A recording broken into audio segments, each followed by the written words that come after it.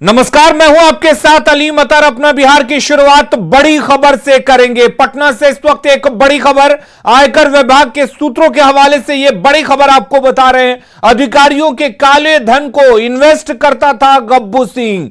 तो ये बड़ी जानकारी इस वक्त अधिकारियों के सूत्रों के हवाले से ये खबर है। बिहार के कई वरिष्ठ आईएएस और आईपीएस अधिकारियों के काले धन को सालों से इन्वेस्ट करता आ रहा है गब्बू सिंह।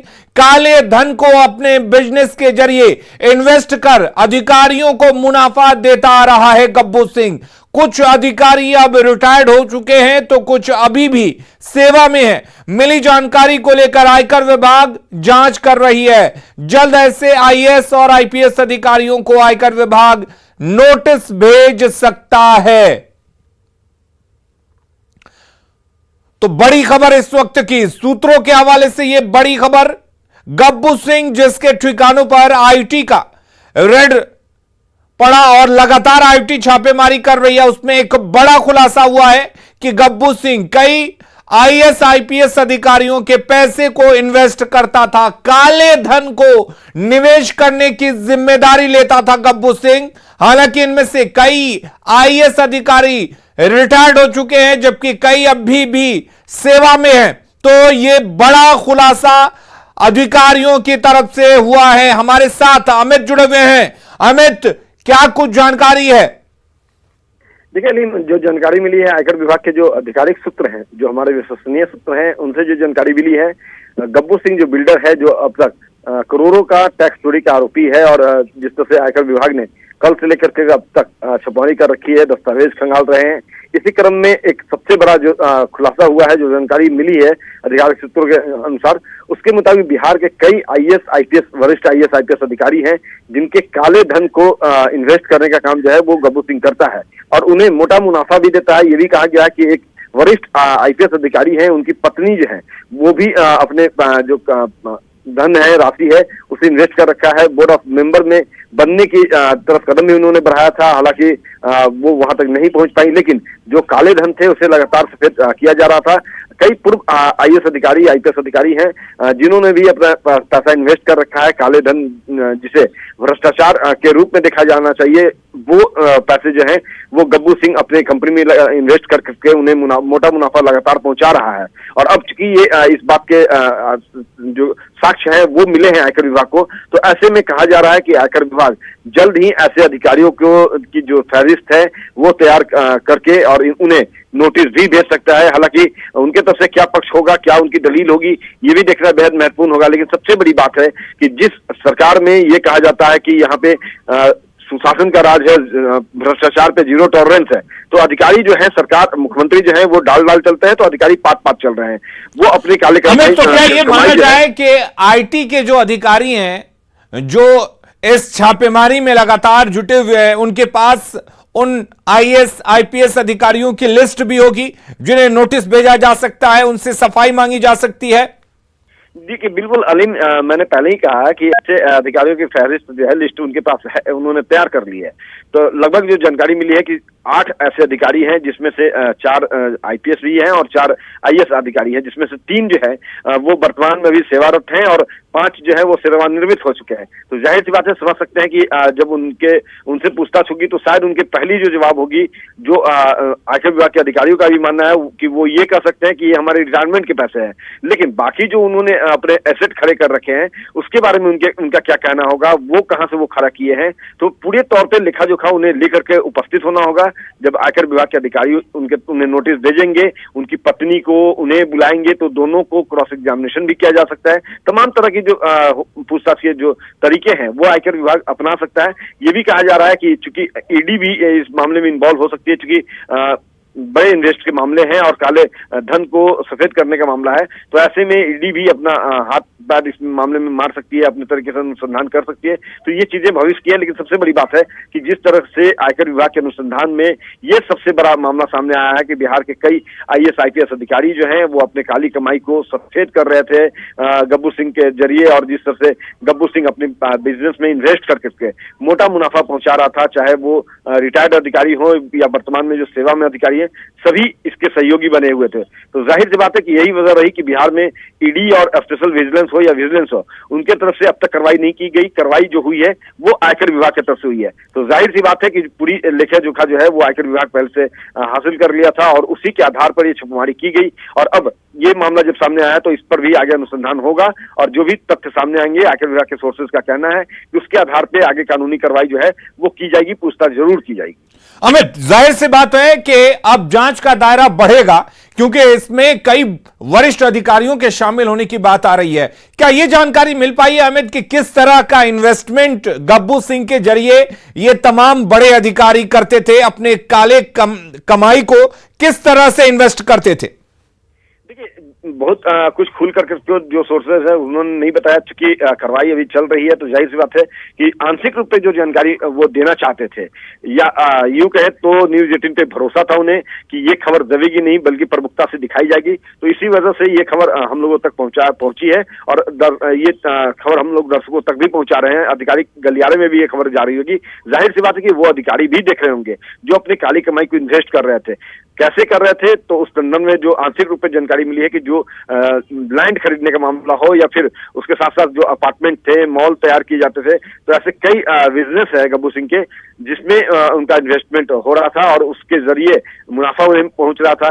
चाहे दिल्ली, गुड़गांव, बेंगलोर, ऐसे कई जगह पे है जहां पे गब्बू सिंह का जो है कारोबार फैला हुआ है और वहां पे ये इन्वेस्ट करते थे। तो अब कितने का इन्वेस्ट हुआ है, कैसे किस मद में इन्वेस्ट किए हैं, कब कब किए हैं, तमाम लेखा जोखा जो है वो आयकर के अधिकारी तैयार। चलिए, हम इंतजार करते हैं कि आयकर विभाग की तरफ से किन किन अधिकारियों को इसमें शामिल किया जाता है, किनके खिलाफ क्या कुछ साक्ष्य मिले हैं और किस तरह से ये पूरी की पूरी जांच आगे बढ़ती है, ये देखने वाली बात होगी। फिलहाल के लिए बहुत शुक्रिया। इधर बबलू बिल्डर जो गब्बू सिंह है उसके ठिकानों पर इनकम टैक्स विभाग की छापेमारी लगातार जारी है। आज भी यह छापेमारी जारी रही। गब्बू सिंह से जुड़े यहां भी छापेमारी हो रही है, उससे जुड़े कई लोग थे उन पर छापेमारी की जा रही है। आज गब्बू सिंह के अकाउंटेंट के यहां छापेमारी हुई। अब तक 50 लाख से ज्यादा कैश बरामद हुआ है। इसके अलावा लाखों रुपए के जेवर मिले हैं। बैंकों में गब्बू सिंह के कई लॉकर का पता चला है। और दानापुर के मिथिला कॉलोनी में गब्बू सिंह के अकाउंटेंट के यहां आयकर विभाग की टीम ने छापेमारी की है। छापेमारी जारी है। कार्रवाई का जायजा लिया है न्यूज़ 18 संवाददाता संजय कुमार ने। पटना के एक बड़े बिल्डर, जदयू नेता और होटल मालिक गब्बू सिंह के ठिकानों पर लगातार दूसरे दिन भी आयकर विभाग की कार्रवाई लगातार जारी है। कल से यह अभियान शुरू हुआ, कल अहले सुबह से, और आयकर विभाग की टीम ने अब तक की छापेमारी में तकरीबन 50 लाख रुपए कैश के अलावा 6 बैंक लॉकर का भी पता लगा है। लाखों के आभूषण भी मिले हैं और कई दूसरी संपत्ति का पता चला है। पटना के अलावा नोएडा में भी इनकी संपत्ति मिली है और निश्चित तौर पर काफी चौंकाने वाला ये मामला सामने आया है। टैक्स डिफॉल्ट का ये मामला है और ये पता चला है कि इन्होंने टैक्स चोरी की है बड़े पैमाने पर। और निश्चित तौर पर जो संपत्ति अब तक खुलकर सामने आई है उसे कई चौंकाने वाले खुलासे हुए हैं। अभी भी जो उनकी कंस्ट्रक्शन कंपनी है उससे जो जुड़े लोग हैं उनके यहाँ छापेमारी चल रही है। तस्वीर हम आपको दिखा पा रहे हैं मिथिला कॉलोनी की, जहां पर गब्बू सिंह की जो कंपनी है, गोविंदा कंस्ट्रक्शन कंपनी जो है, उससे जो जुड़े हुए लोग हैं उनके यहाँ ये छापेमारी चल रही है। बताया जा रहा है कि ये घर जो है उनके अकाउंटेंट का है, जहां पर इस वक्त आयकर विभाग की टीम अंदर में कागजातों को खंगालने में जुटी हुई है। तो निश्चित तौर पर न केवल गोविंदा कंस्ट्रक्शन प्राइवेट लिमिटेड बल्कि इससे जुड़ी हुई जो कंपनियां हैं, चाहे वो विंध्यवासिनी कंस्ट्रक्शन प्राइवेट लिमिटेड हो या फिर कैसे कंस्ट्रक्शन, तमाम जो ऐसी कंपनियां जो इसकी छोटी जुड़ी हुई कंपनियां हैं उनके कागजात भी खंगाले हैं आयकर विभाग की टीम ने।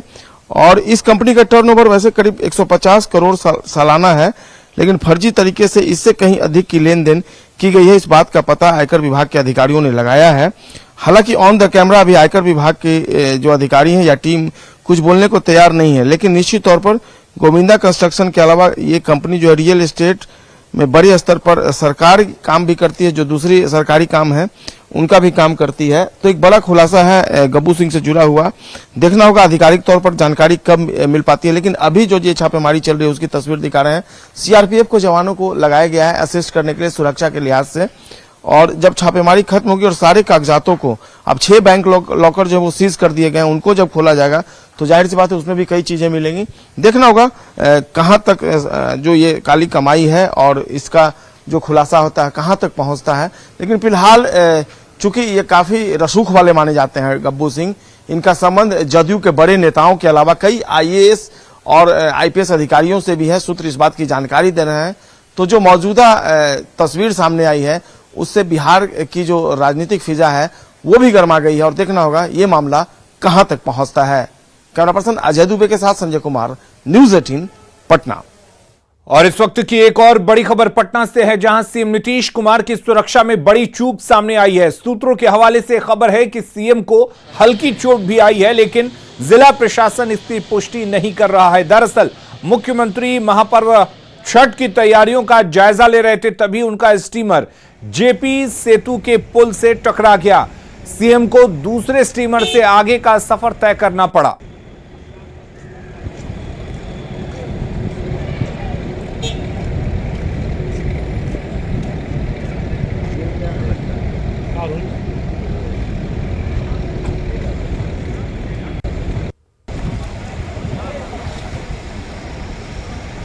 तो दो तस्वीरें हम इस वक्त आपको दिखा रहे हैं। आप देख सकते हैं कि पहले इस स्टीमर से सीएम नीतीश कुमार ने सफर किया, बाद में जब ये स्टीमर पुल से टकराया उसके बाद दूसरे स्टीमर से नीतीश कुमार को सफर करना पड़ा। सूत्रों के हवाले से खबर है कि सीएम को हल्की चोट भी आई है, लेकिन ये दो तस्वीरें आप देखिए किस तरह से पहला स्टीमर जो दुर्घटनाग्रस्त हो गया, उसके बाद सीएम नीतीश कुमार को दूसरे स्टीमर से रवाना किया गया। दूसरे स्टीमर पर सवार होकर नीतीश कुमार निकले। तो इसे सुरक्षा में एक बड़ी चूक कह सकते हैं कि जिस स्टीमर में नीतीश कुमार सवार थे वो स्टीमर जेपी सेतु पुल से टकरा जाता है। सीएम नीतीश कुमार पूरी तरह से सुरक्षित हैं। हादसे के बाद सीएम अपने आवास भी लौट आए हैं। पूरी घटना के बारे में विस्तार से जानकारी दे रहे हैं न्यूज़ 18 संवाददाता शैलेंद्र कुमार। मुख्यमंत्री नीतीश कुमार छठ घाट विजिट करने के लिए गंगा नदी में नासरीगंज घाट से पटना सिटी की ओर जा रहे थे। अचानक गंगा नदी में तेज बहाव होने के कारण उनका स्टीमर जेपी सेतु से टकराया और टकराने के बाद फिर दूसरे स्टीमर में मुख्यमंत्री को आगे पटना सिटी की ओर वो दूसरे स्टीमर से गए और उसके बाद अब इस वक्त सीएम अपने आवास एक अन्य मार्ग पहुंच रहे हैं। जो विजिट था वो विजिट पूरा करने के बाद मुख्यमंत्री तमाम जो अधिकारी हैं उन अधिकारियों के साथ यहां पर पहुंच रहे हैं और खासतौर पर जो जानकारी मिली है, जानकारी के अनुसार मुख्यमंत्री नीतीश कुमार बिल्कुल सुरक्षित हैं और फिलहाल आप देख सकते हैं कि जो तमाम जो अधिकारी हैं जो मुख्यमंत्री के साथ गंगा घाट के जायजा लेने के लिए जो लोग भी गए थे वो तमाम लोग इस वक्त लौट रहे हैं।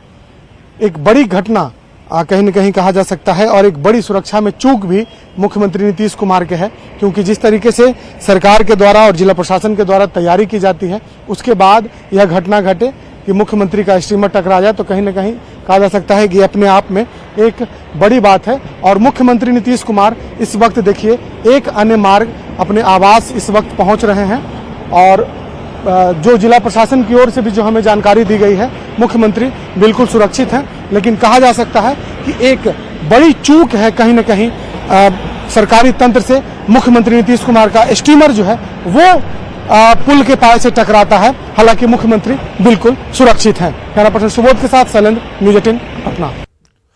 पीएम मोदी को लेकर जेडीयू अध्यक्ष ललन सिंह के विवादित टिप्पणी को लेकर बवाल थमने का नाम नहीं ले रहा। नेता प्रतिपक्ष विजय कुमार सिन्हा ने ललन सिंह पर जोरदार हमला बोला है।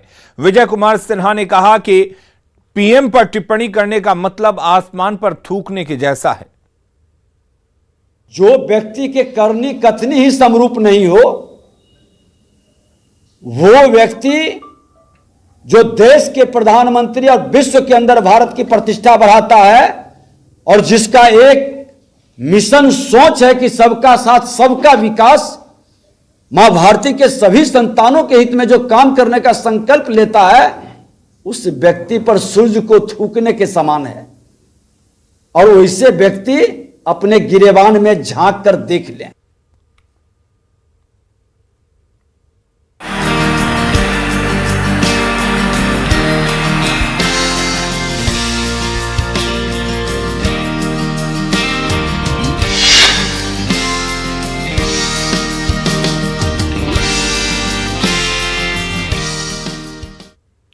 दीपावली आने में अब 10 दिन से भी कम वक्त रह गया है। ऐसे में न्यूज़ 18 आज से आपके लिए लेकर आया है एक बेहद खास रिपोर्ट। इसके जरिए हम दिखाएंगे आपको अलग अलग शहर के कुम्हारों की कहानी। हमारा मकसद रोशनी के इस त्योहार में चाइनीज लाइट की जगह मिट्टी के दियों को बढ़ावा देना है। आज हम आपको भागलपुर और लखीसराय के कुम्हार फैमिली की कहानी दिखा रहे हैं।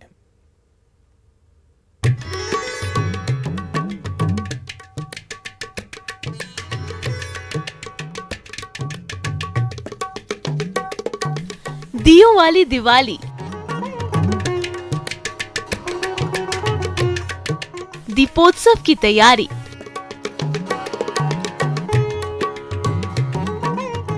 रोशनी का त्योहार आने ही वाला है। तभी दीपावली से पहले दियों की डिमांड बढ़ गई है।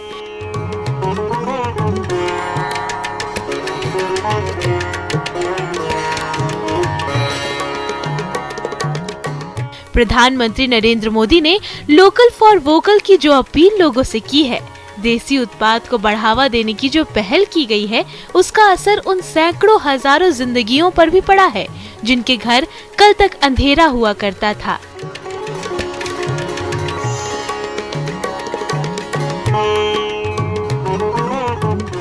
जी हाँ, चाक पर मिट्टी के दिए बनाने की स्पीड बता रही है कि इन कुम्हारों के दिन फिर चुके हैं।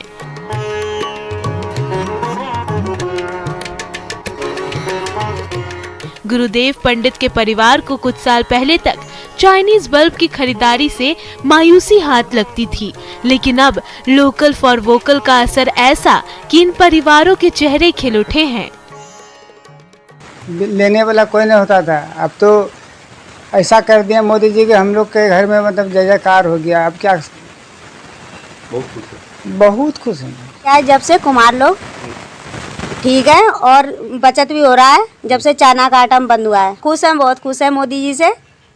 पहले क्या परेशानी होता था, अब क्या? परेशानी यही होता था, पहले कम बिक्री था, अब ठीक है। कुम्हार की तेजी से घूमती चाक की ये तस्वीर लखीसराय की है, जहां कुम्हार समुदाय के लोग पूरे परिवार के साथ दिन रात मिट्टी के दिए बनाने में जुटे हैं।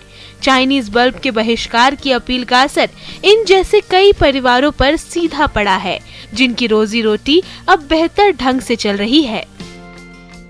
दीपावली पर्व को लेकर कुम्हार जाति के लोग लगातार मिट्टी के दिए और बर्तन बनाने में जुटे हैं। आप देख सकते हैं इस साल जो है मिट्टी के दिए का काफ़ी डिमांड बढ़ा है, जिसको लेकर रात दिन कुम्हार जाति के लोग पूरे परिवार के साथ मिट्टी के दिए निर्माण में जुटे हैं।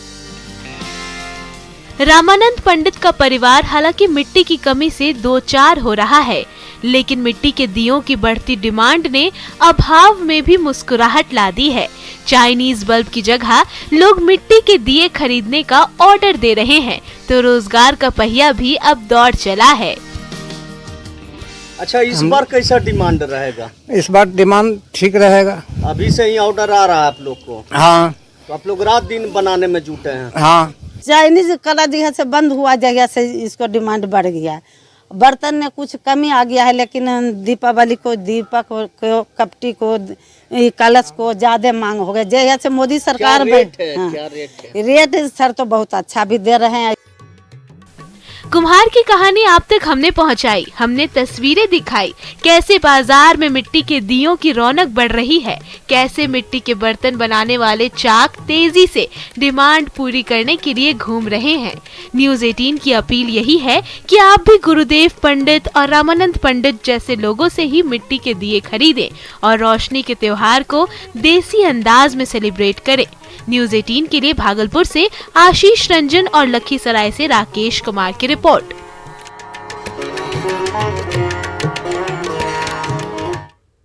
और खबरें लगातार जारी हैं, आप बने रहिए न्यूज़ 18 बिहार झारखंड के साथ।